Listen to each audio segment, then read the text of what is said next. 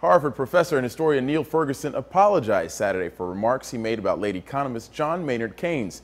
Ferguson originally said Keynes' philosophy was flawed because he was gay and had no children. Ferguson, a historian, weekly columnist for Newsweek, and contributing editor for Bloomberg TV, made remarks some deemed offensive on Friday at a strategic investment conference in Carlsbad, California.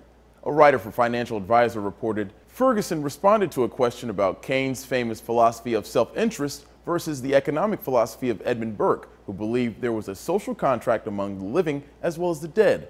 Ferguson asked the audience how many children Keynes had. He explained that Keynes had none because he was a homosexual and was married to a ballerina, with whom he likely talked of poetry rather than procreated. Ferguson later apologized on his website, saying his off-the-cuff comments were insensitive and stupid.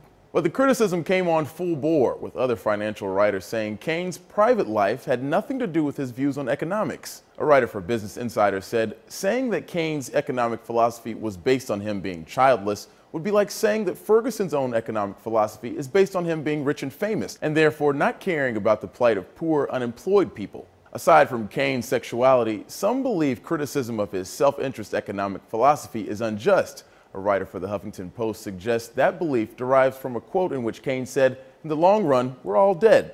But analysts say the full quote shows Keynes wasn't saying the future doesn't matter, but rather criticizing economists for failed short-term predictions.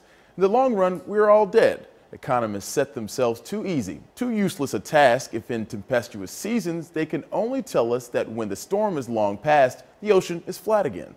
Ferguson went on to say in his apology that although he disagrees with Keynes' economic philosophy, it has never had anything to do with Keynes' sexual orientation. For Newsy, I'm Christian Bryant.